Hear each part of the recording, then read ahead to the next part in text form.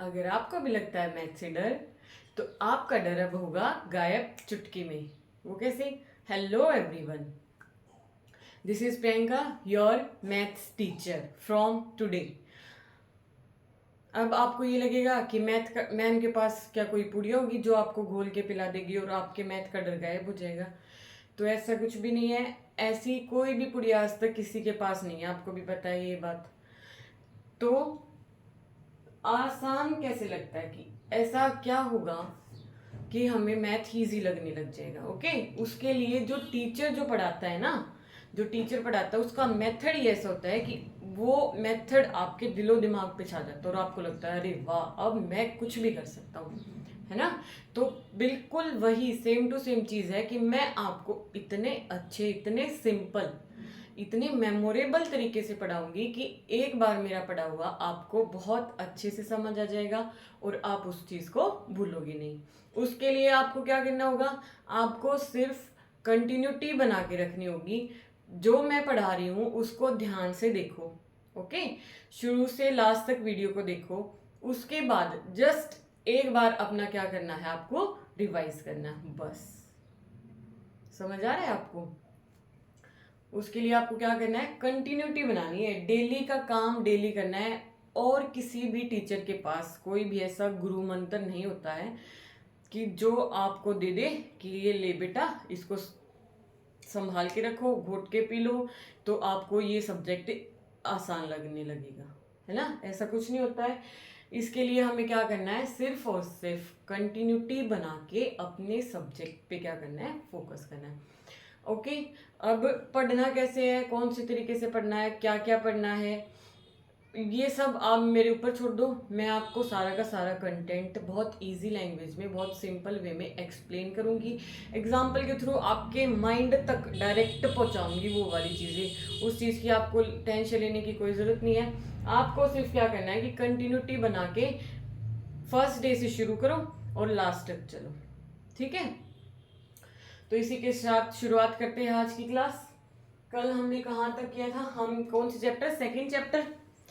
हम second chapter पे थे, हम रिलेशन एंड फंक्शन। तो कल हमने क्या किया था? फंक्शन किया था, है ना। बच्चों ने खुद से ही होवा बना रखा कि अरे मैथ्स तो हमसे नहीं होगा, ये नहीं होगा, वो नहीं होगा। ऐसा कुछ नहीं है, करने से तो सब कुछ, कहते हैं ना, ढूंढने से तो भगवान भी मिल जाता है। तो फिर ये तो मैथ की बात है बस। ओके, तो आज हम करेंगे, कल हमने कौन कौन से फंक्शन किए थे?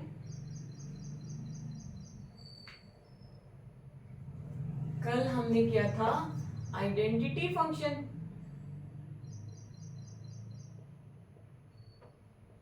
Identity function. नेक्स्ट हमने क्या किया था? Constant function. और फिर हमने क्या किया था? Polynomial function. ये सारे के सारे फंक्शन हम कल डिस्कस कर चुके हैं, है ना। वीडियो में लास्ट तक बने रहना। चैनल पे नए हैं तो चैनल को सब्सक्राइब कर लेना जरूर, ताकि जो नई नई वीडियोस है वो आप तक पहुंची रहे और ये आपके लिए बहुत फायदेमंद होगी। ये बात आपको एग्जाम के टाइम पे समझ आएगी कि थोड़ा थोड़ा थोड़ा थोड़ा हम कंटिन्यूटी में पढ़ते गए, तो अब हमें एक साथ इतना ज्यादा प्रेशर नहीं हुआ। हमने धीरे धीरे सारा सिलेबस कवर कर लिया। ओके, तो शुरू करते हैं आज की क्लास। Rational function. मैंने सबसे पहले क्या बताया था? Rational number, rational numbers. ठीक है, रेशनल नंबर्स कौन से होते हैं? कि जो p बाई क्यू की फॉर्म में लिखे जाएं, सच दैट p भी इंटीजर हो और q भी क्या हो? इंटीजर। p भी क्या हो? इंटीजर, और q भी क्या हो? इंटीजर। एंड जो q है वो क्या होना चाहिए? Non zero. q क्या होना चाहिए? Non zero. अब यही सिमिलर, इससे मिलता जुलता ही क्या है? रैशनल फंक्शन है। उसके लिए हम क्या करेंगे? रैशनल फंक्शन के लिए हम क्या करेंगे कि हम जैसे p ऑफ x लिख देंगे, p of x upon q of x। जहां पे p ऑफ x है वो भी पोलिनोमियल फंक्शन है और जो q ऑफ x है वो भी क्या है? एक पोलिनोमियल फंक्शन। पोलिनोमियल फंक्शन हमने कल पढ़ा था कि जिसमें x की किसी भी वैल्यू के लिए हमारे पास एफ ऑफ एक्स या फिर y किस फॉर्म में हो, a naught plus a1x plus a2x square plus up to so on plus an xn such that कि n हमारा क्या होना चाहिए, greater than equals to 0, non negative integer होना चाहिए। तो ये हमारा क्या था, पोलिनोमियल फंक्शन। अब हमें रैशनल फंक्शन डिफाइन करना है, तो उसके लिए p ऑफ x भी एक पोलिनोमियल फंक्शन होना चाहिए एंड q ऑफ x भी क्या होना चाहिए, एक पोलिनोमियल फंक्शन। पोलिनोमियल फंक्शन की मैंने डेफिनेशन बता दी फिर से आप लोगों के लिए। कल वाली वीडियो में मैंने बहुत अच्छे से एक्सप्लेन किया था, अगर जो बच्चे आज वाली वीडियो देख रहे हैं तो वो पहले कल वाली वीडियो देखें। ओके, ये आपको ये डेफिनेशन क्लियर होगी। यहाँ दोनों अब सिमिलरली q ऑफ x क्या होना चाहिए, नॉन जीरो, क्योंकि ये देखो अगर कोई भी नंबर है, कोई भी ऊपर पोलिनोमियल है, अगर उसके अपॉन में जीरो हो जाएगा, अगर उसके अपॉन में क्या हो जाएगा, जीरो, तो वो वाली क्वांटिटी मैंने बताया था क्या बन जाएगी, इनफिनिटी। यानी कि इसकी वैल्यू को हम कभी भी डिफाइन नहीं कर सकते। ये क्या होता है, नॉट डिफाइंड। क्या होता है, not defined. This is not a number, ये इन्फिनिटी कोई भी नंबर नहीं है, ये जस्ट एक सिंबल होता है। This is just a symbol to represent a number that is not defined. जहां पे जिस भी अगर ऊपर कोई भी कांस्टेंट है, कोई भी नंबर है और उसके अपॉन में जीरो आ जाए, तो वहां पे वो वाली चीज क्या हो जाती है, इनफिनिटी। ओके, तो ये नॉट डिफाइंड। तो इसलिए रैशनल फंक्शन की डेफिनेशन पता चल गई कि एक पोलिनोमियल डिनोमिनेटर में, एक पोलिनोमियल फंक्शन डिनोमिनेटर में। ओके, डिनोमिनेटर क्या होना चाहिए, नॉन जीरो।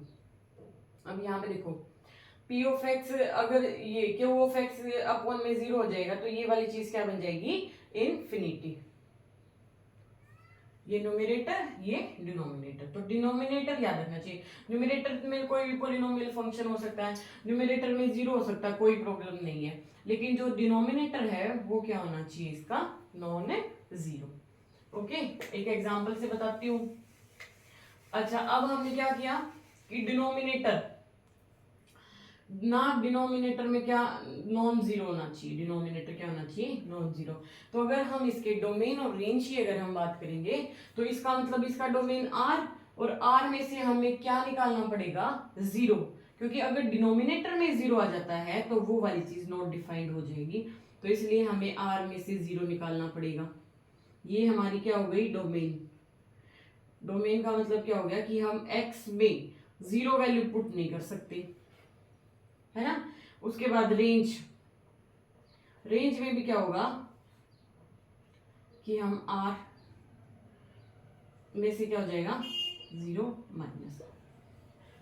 ये हमारा क्या है, रैशनल फंक्शन के लिए डिनोमिनेटर एंड, अच्छा न्यूमरेटर, डिनोमिनेटर नॉन जीरो होना चाहिए, तो ये इसका क्या है, डोमेन एंड रेंज। ओके, अब इसके लिए मैं एक एग्जांपल दिखाती हूँ। समझ आ गया ना, हमने जीरो क्यों निकाली है, ताकि डिनोमिनेटर जीरो ना बने, ये इसकी डेफिनेशन के अकॉर्डिंग जाएगा। अब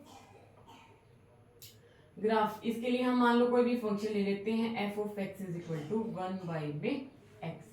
क्या है, f of x is equal to 1 upon x। तो इसके लिए ये क्या है, एक रैशनल फंक्शन है, ऊपर भी देखो, ऊपर और नीचे दोनों रैशनल फंक्शन है, हो गए। रैशनल फंक्शन का मतलब ये भी, वन भी क्या है, एक पोलिनोमियल फंक्शन, और x भी क्या है, एक पोलिनोमियल फंक्शन। x भी क्या है, एक पोलिनोमियल फंक्शन। पता कैसे लगेगा, लिख के देख लो इसको। वन को हमने क्या लिख दिया, वन को हमने लिख दिया a not plus zero into x plus zero into x square plus, लिख दिया हमने इसको इस फॉर्म में। यही तो है, ए नोट की जगह पे हमारा क्या है, वन है, तो ये इसका कौन सा है, पोलिनोमियल रिप्रेजेंटेशन। अब सिमिलरली एक्स को लिख दो। अब इसमें a1 भी क्या है, जीरो है, तो जीरो प्लस एक्स यानी कि 1 into x plus zero into x square plus zero into x cube. यहाँ पे a1 यहाँ पे A0, A1, A2, A3 ये सारे हमने क्या ले लिए, 0 ले लिए। तो इसलिए ये भी पोलिनोमियल फंक्शन है और ये भी क्या है, पोलिनोमियल फंक्शन। अब x क्या नहीं होना चाहिए, 0 नहीं होना चाहिए, क्योंकि हमने इसकी डोमेन और रेंज में से ही x 0 को निकाल दिया।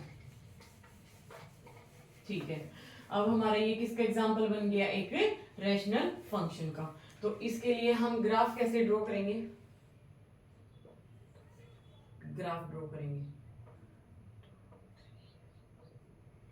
4 -1 -2 -3 1 2 3 -1 -2 -3। ठीक है, 0 हमें लेना नहीं है। तो इसके लिए यहाँ पे देखो x को हम 1 पुट करेंगे तो हमारा f ऑफ x क्या बनेगा, 1/1 यानी कि 1। ओके, x को हम 2 पुट करेंगे तो हमारा f ऑफ x या फिर y क्या बनेगा, 1/2 यानी कि 0.5। अब की बार क्योंकि रेसिप्रोकल है, रेसिप्रोकल में है ना x, तो जितनी बड़ी वैल्यू लेंगे ना उसकी वैल्यू उतनी क्या होती चली जाएगी, छोटी। अब हाँ x को मान लो 0 हम पुट कर नहीं सकते, अगर हम x को -1 पुट करते हैं तो f ऑफ x की वैल्यू कितनी आ जाएगी, -1। और अगर हम x को -2 पुट कर देते हैं तो f ऑफ x की वैल्यू क्या आ जाएगी, -0.5। ओके, अब की बार ये ध्यान रखना 0 नहीं पुट कर सकते, क्योंकि हमने बताया ना डिनोमिनेटर क्या होना चाहिए, नॉन 0। अब यहाँ पे देखो x को हमने 1 पुट किया, y की वैल्यू 1। ओके, x को हमने 2 पुट किया तो y की वैल्यू 0.5। ऐसे ही अगर हम कोई बड़ी वैल्यू पुट करेंगे तो ये ग्राफ ऐसे बढ़ता हुआ और फिर ऐसे डिक्रीज होता चला जाएगा। क्यों डिक्रीज होगा, क्योंकि ये डिनोमिनेटर में जितना हम यहाँ पे बड़ा नंबर पुट करेंगे ये वैल्यू उतनी ही क्या हो जाएगी, छोटी। सिमिलरली इसमें भी क्या हो जाएगा, ऐसे ये वाला ग्राफ यूं आ जाएगा। ओके, यहाँ से वैल्यूज पुट करेंगे और ये वाला, ये इंक्रीजिंग ग्राफ है, ऐसे इंक्रीज होएगा क्योंकि ये इसका अपोजिट है ना, इसलिए। तो ये ऐसे डिक्रीजिंग हो जाएगा, नीचे की तरफ आएगा और ये यहाँ पे ऐसे नीचे से ऊपर की तरफ। ओके, तो ये रैशनल फंक्शन का क्या हो गया, ग्राफ हो गया। नेक्स्ट है मॉडुलस फंक्शन। नेक्स्ट क्या है हमारा, मॉडुलस फंक्शन।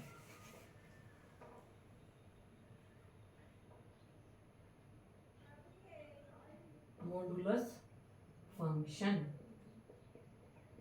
मॉडुलस फंक्शन का मतलब क्या होगा कि अब की बार हम फंक्शन को किस में लिखेंगे, मोड के अंदर।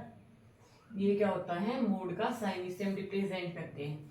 तो f of x is equal to mod x, ये हमारा क्या हो गया, मॉडुलस फंक्शन। इस मॉडुलस फंक्शन का मतलब क्या है कि x की हमारे पास दो वैल्यूज होंगी।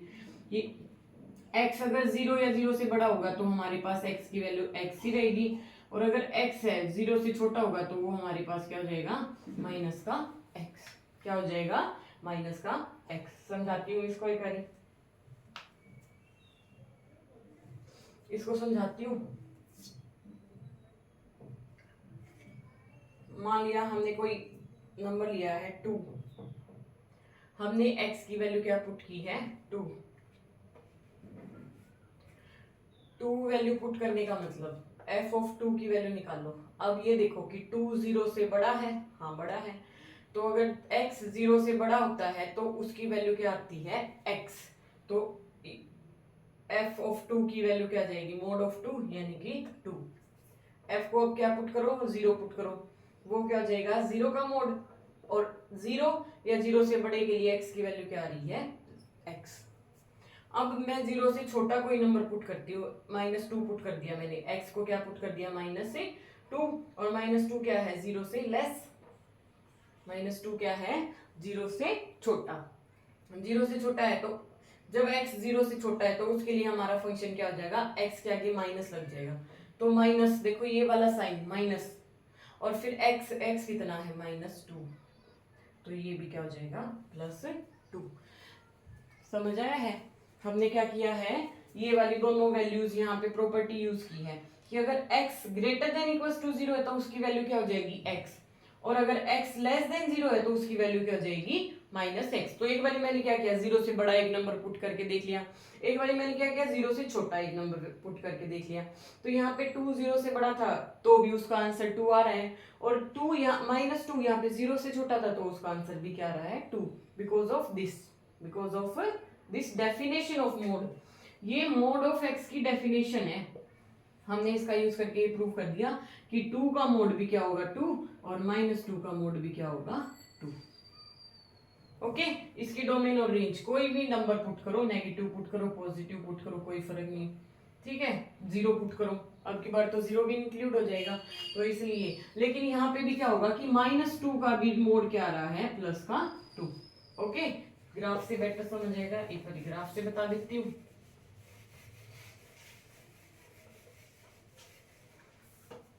इसकी डेफिनेशन क्या है कि F of X is equal to mod of X. उसके लिए हमने क्या किया, ग्राफ प्लॉट कर दिया। यहाँ पे वैल्यूज 1 2 3 -1 -2 -3 -1 -2 -3 1 2 3। ठीक है, अब हमें क्या करना है, x की अलग अलग वैल्यूज पुट करनी है।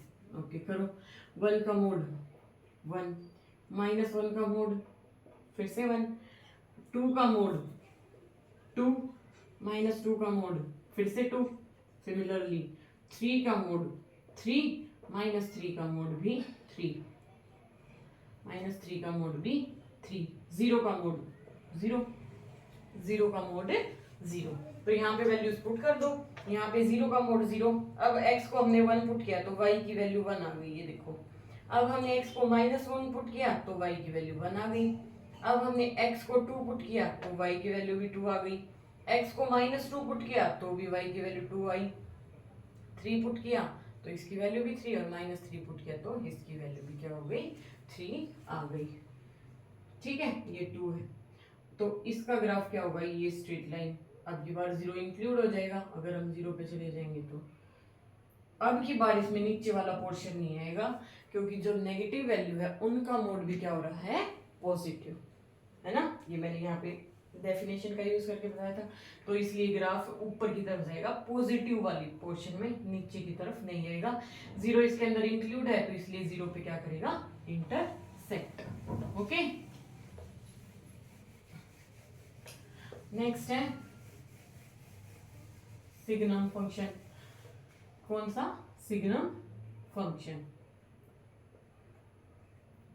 क्या है सिग्नम फंक्शन, सिग्नम फंक्शन की भी क्या है डेफिनेशन। सिग्नम फंक्शन के अंदर क्या होता है,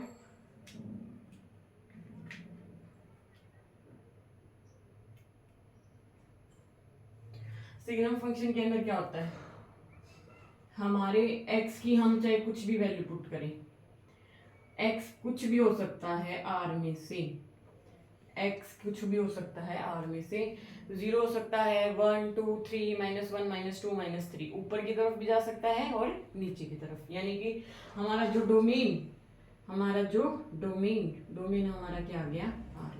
x की हम कोई भी वैल्यू पुट कर सकते हैं, लेकिन सिग्नम फंक्शन की डेफिनेशन क्या बोलेगी कि हमारी जो f ऑफ x की वैल्यू है या फिर हमारी जो y की वैल्यू है वो सिर्फ और सिर्फ 3 वैल्यूज आएंगी, 1 आएगी, 0 आएगी और माइनस का 1 आएगी। x की हर एक वैल्यू के लिए हमारे y की वैल्यू सिर्फ 3 आएंगी। 1 कब आएगी, अगर x 1 से 0 से बड़ा है, अगर x 0 है तो उसकी वैल्यू 0 आ जाएगी, और अगर x लेस देन 0 है तो उसके लिए हमारी इसकी वैल्यू क्या आ जाएगी, माइनस का 1। ओके, ये क्या है सिग्नम फंक्शन की डेफिनेशन। तो अब बताओ मेरे को कि इसकी रेंज क्या बनेगी। ये हम देखो, रेंज क्या होता है, collection of values of y, है ना, कलेक्शन ऑफ इमेजेस, कुछ कह लो, इमेजेस का कलेक्शन, वो क्या होता है, रेंज होता है। और मैंने क्या बताया, रेंज में y में सिर्फ 3 ही वैल्यू है, 1 है, 0 है, -1 है, तो इसके लिए रेंज क्या हो जाएगी, -1 0 एंड 1। ये डोमेन हमारा, हम कुछ भी वैल्यू पुट कर सकते हैं, 98 110 1010, ओके, कुछ भी पुट कर सकते हैं, -1010। तो उसके लिए x की हर एक वैल्यू के लिए y की सिर्फ ये 3 ही वैल्यूज होंगी। तो अब की बार ग्राफ वेरी सिंपल, अब की बार ग्राफ क्या होगा, 0 पे तो वैल्यू 0 ही आएगी। अब 1 2 3 4, 1 2 3, -1 -2 -3, -1 -2 एंड -3। अब यहाँ पे देखो x को चाहे 1 पुट करो, 2 करो, 3 करो, 4 करो, 5 करो, सब के लिए y की वैल्यू क्या है 1। तो ये हमारा क्या हो जाएगा ग्राफ। सिमिलरली ये वाला ग्राफ हो जाएगा। अब अगर हम 0 पे 0 ही, 0 पे 0, अब हम नेगेटिव अगर वैल्यूज पुट करते हैं तो x की अगर हम नेगेटिव वैल्यूज पुट करते हैं, यहाँ से होंगी पुट x की वैल्यूज, चाहे हम कुछ वैल्यू पुट करें, y की वैल्यू क्या रहेगी -1, y की वैल्यू क्या रहेगी -1। तो अब के बार ये ग्राफ सिर्फ 1 पे वैल्यू जाएगी, नीचे -1 पे जाएगी, और अगर 0 है तो x की वैल्यू 0 है तो y क्या हो जाएगा 0। डोमेन और रेंज मैंने बता दिया। डोमेन हम कोई भी वैल्यू पुट कर सकती है, लेकिन रेंज के अंदर हमारे सिर्फ 3 एलिमेंट है, तो इसलिए रेंज क्या हो जाएगी -1 0 एंड 1। ओके, अब फाइनली आपका लास्ट जो फंक्शन है वो है ग्रेटेस्ट इंटीजर फंक्शन। क्या कौन सा है, greatest integer function, greatest integer function. Okay, इसकी डेफिनेशन क्या है, इसको हम सबसे पहले रिप्रेजेंट कैसे करेंगे, इसको हम करते ऐसे, ये देखो ये चीज ये तीनों अलग अलग चीज है ना। ये है ग्रेटेस्ट इंटीजर का साइन, ये है मॉडुलस का साइन, ये है एक ओपन इंटरवल का साइन, और ये है एक क्लोज इंटरवल का साइन। इन दोनों में आप कहोगे कि मैम ये दोनों देखने में सेम है, नहीं, इसमें अलग अलग है। ये एक इंटरवल है, ये एक फंक्शन है। ओके, इसका डिफरेंस अभी इसमें हम क्या लिखेंगे, इसमें हम लिखेंगे 2,3 और ऐसे, लेकिन इसमें हम नहीं लिखेंगे ऐसे, इसमें हम सिर्फ एक नंबर लिखेंगे और उसी का हमें क्या फाइंड आउट करना है, ग्रेटेस्ट इंटीजर। ठीक है, सिंबल में कंफ्यूज मत होना, ये सब अलग अलग। मैथमेटिक्स में एक सिंबल का यूज हम बहुत चीजों के लिए कर लेते हैं। ठीक है, तो अभी फिलहाल के लिए जो आपको आपकी नॉलेज में है, आपके लिए यूज हुए हैं, तो उसके अकॉर्डिंग ये क्या है, एक ओपन इंटरवल, ये क्या है क्लोज इंटरवल, ये क्या है मॉडुलस, और ये क्या है एक ग्रेटेस्ट इंटीजर फंक्शन। ओके, ये तो हो गया रिप्रेजेंटेशन। अब इसको डिफाइन कैसे करेंगे, डिफाइन करने का मैं आपको मेथड बता रही हूँ। हमने ये मान लिया कोई भी नंबर ले लो, हमने x का क्या किया, हमने कोई भी नंबर ले लिया, तो उसके लिए हमारे फंक्शन में हम लिखेंगे greatest integer of x। Okay, अब मैं x की वैल्यूज पुट करती हूँ, r में से पुट करना, हमें कोई भी वैल्यू पुट करेंगे, r में से कोई भी वैल्यू पुट करेंगे, लेकिन इसमें होगा कि इंटीजर प्लस। यहाँ पे देखो मैंने x को पुट कर दिया, मान लो 3.5, तो अब हमारा f ऑफ x क्या बन जाएगा, 3.5 का ग्रेटेस्ट इंटीजर। क्या बनेगा, 3.5 का ग्रेटेस्ट इंटीजर। ये हमने ग्रेटेस्ट इंटीजर फंक्शन पढ़ रहे, तो ये मैंने डेफिनेशन लगा दी, f of x is greatest integer of 3.5। अब इसमें क्या होता है, इसको हमें इस तरह से लिखना होता है कि हम इसके एडिशन में या सब्ट्रैक्शन में कोई भी एक नंबर बना सके जो 1 से छोटा हो, प्लस देखो हम यहाँ पे लिखेंगे z, यानी कि कोई इंटीजर, प्लस या फिर माइनस, इसमें हम लिखेंगे कोई भी एक नंबर, और वो नंबर किससे छोटा होगा, 1 से। ग्रेटेस्ट इंटीजर का मतलब होता है, यहाँ पे हम कोई इंटीजर लिखेंगे। इंटीजर मैंने आपको बहुत बार बता लिया, इंटीजर का मतलब होता है सिर्फ ये वाली वैल्यूज, पॉजिटिव एंड नेगेटिव, -1 -2, ये एक इंटीजर नहीं है। 3.5 इज नॉट एन इंटीजर। ठीक है, सिर्फ ये वाली पूरी की पूरी जो वैल्यूज होगी वो वाली हमारी इंटीजर होती है। तो ग्रेटेस्ट इंटीजर को हमें इसमें तोड़ना होता है कि ग्रेटेस्ट इंटीजर के लिए हम यहाँ पे एक इंटीजर बनाएंगे, ग्रेटेस्ट इंटीजर के लिए हम यहाँ पे एक इंटीजर बनाएंगे, प्लस उसके अंदर जो भी एक्स्ट्रा हमें दिखेगा ना, उसको हम ऐड करके या सब्ट्रैक्ट करके लिख देंगे। उसको हम क्या करेंगे, ऐड करके लिख देंगे या फिर क्या करेंगे, सब्ट्रैक्ट करके लिख देंगे। अभी मैं आपको समझा रही हूँ कि लिखना कैसे, बाकी फिर मैं आपको शॉर्टकट बता दूंगी याद करने का। ठीक है, 3.5 इसमें हम क्या लिख सकते हैं, 3 प्लस 0.5। समझ आ रहा है? मैंने क्या बताया था, यहाँ पे हमें इंटीजर, तो हम पहले वाला नंबर देख लेंगे कि यहाँ पे 3.5 है तो 3 में कुछ ऐड हुआ है, 4.5 होता तो 4 में कुछ ऐड होता है ना। ऐसे ही हम ये वाली चीज चेक करेंगे अच्छे से बिल्कुल। अब हम इसको क्या करेंगे, इंटीजर, यहाँ पे 3 इंटीजर बनेगा, यहाँ पे क्या बन जाएगा 0.5। ये हमारा 3.5, ये तो मैंने बस इसको तोड़ के लिखा है आपको समझाने के लिए। अब इस चीज का ग्रेटेस्ट इंटीजर क्या होगा, जो इसमें जो इंटीजर पार्ट होगा, जो इसमें क्या होगा इंटीजर पार्ट, वो इसके ग्रेटेस्ट इंटीजर की क्या जाएगी डेफिनेशन वैल्यू, वो इसके ग्रेटेस्ट इंटीजर की क्या जाएगी वैल्यू। सिमिलरली जैसे हमने लिख दिया 10.9, अगर हमें इसका ग्रेटेस्ट इंटीजर निकालना है तो हमें यहाँ देखो, यहाँ पे 10 दिख रहा है, 10 पॉइंट समथिंग, तो इसका मतलब 10 में कुछ ऐड हुआ, 10 में क्या ऐड हुआ है 0.9 ऐड हुआ है।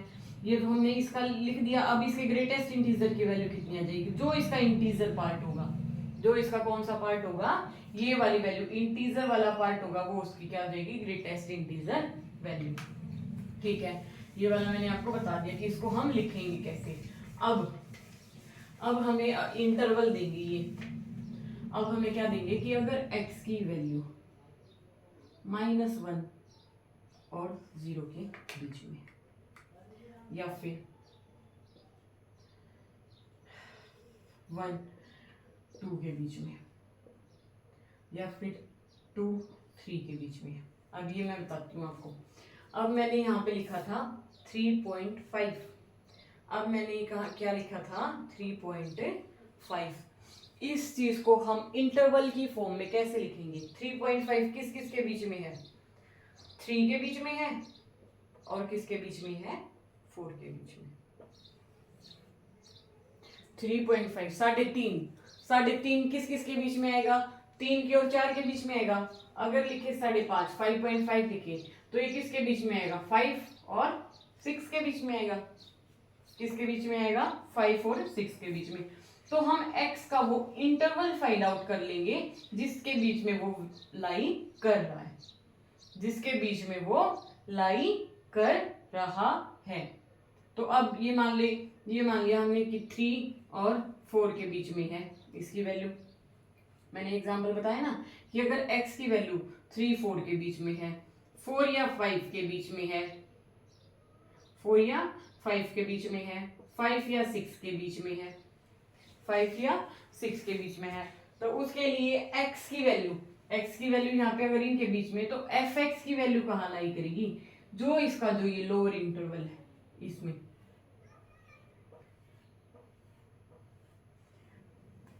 जो यहाँ पे इधर की साइड लिखा लेफ्ट वाला पार्ट, वो इसका क्या हो जाएगा आंसर। एफ ऑफ एक्स की वैल्यू यहाँ पे आ जाएगी -1, यहाँ पे आ जाएगी 1, यहाँ पे आ जाएगी 2, यहाँ पे आ जाएगी 3, यहाँ पे आ जाएगी 4, यहाँ पे आ जाएगी 5। क्यों आएगी, अब मैं आपको इसका रीजन बता रही हूँ। ये वैल्यूज यहाँ पे क्यों आएंगी, क्योंकि यहाँ पे देखो अगर हम 1 लेके चलते हैं, 1 का ग्रेटेस्ट इंटीजर 1, अब 1.1 लिख दिया हमने। 1.1 का मतलब क्या है, 1 के अंदर हमने 0.1 ऐड किया, क्या किया हमने 0.1 ऐड किया, और मैंने बताया था इसके ग्रेटेस्ट इंटीजर की वैल्यू जो इंटीजर पार्ट होती है 1। उसके बाद 1.2, 1 प्लस 0.2, इसके ग्रेटेस्ट इंटीजर की वैल्यू भी क्या रहेगी 1 ही रहेगी। सिमिलरली 1.3, 1.4, 1.5, 1.9 तक आ गई। अब ये मत सोचना कि सिर्फ 1.9 कर लो, 999 कर लो, 999 कर लो, कुछ भी लिख सकते हो आप। इसमें हम 1 में ही तो ऐड करके लिखेंगे 0. चाहे हम कितने डिजिट लिख दें, और हमारा आंसर क्या आएगा, जो इसका इंटीजर पार्ट है यानी कि 1 आंसर आएगा। समझ रहे हो। अब ये वाली वैल्यूज 1 से तो क्या है, ये हमारा x की वैल्यूज बड़ी हैं किससे, 1 से, लेकिन छोटी किससे है 2 से, लेकिन छोटी किससे है 2 से। तो ये इसका क्या बन गया इंटरवल बन गया कि अगर x की वैल्यू 1 से लेके 2 के बीच में है तो उसका आंसर हमेशा 1 ही आएगा।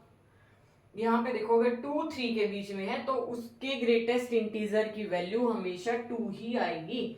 अगर 3 4 के बीच में है तो उसके ग्रेटेस्ट इंटीजर की वैल्यू हमेशा क्या आएगी, 3 आएगी। इधर 4 आएगी, इधर 5 आएगी कंटिन्यूअसली। जो इसके अगर यहाँ पे -2 और -1 के बीच में है तो यहाँ पे कितनी आ जाएगी, -2। सिमिलरली माइनस वाले में, सिमिलरली किसमें, माइनस वाले में।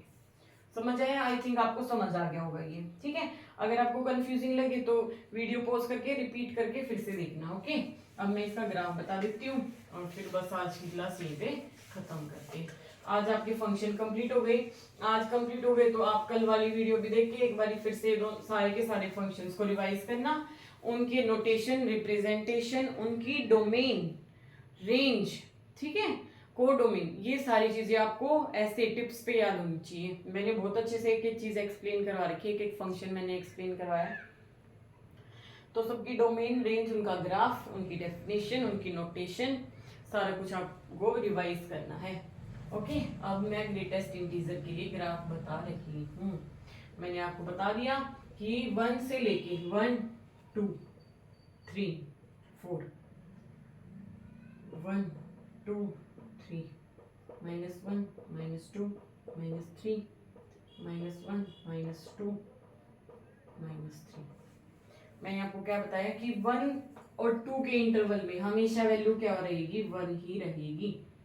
1 का मतलब ये वाली 1, x की वैल्यू बढ़ती जा रही है, लेकिन हमारी y की वैल्यू क्या रह गई है, 1। y की वैल्यू क्या है हमारी, 1। ऐसे ही अगर 2 3 का इंटरवल है, मैंने बताया था ना 2 3 का इंटरवल है, तो जो इसका लोअर पार्ट है, नीचे वाला भाग 2, यहाँ पे y की वैल्यू 2 ही आएगी और x की वैल्यू बढ़ रही है, x की वैल्यू 2 से 3 तक जा रही है। सिमिलरली ऐसे ही नेगेटिव वाले में भी, नेगेटिव में -1 ही रहेगी, -1 to -2 के इंटरवल में, -2 रहेगी -2 और -3 के इंटरवल में, -3 रहेगी -3 और -4 के इंटरवल में।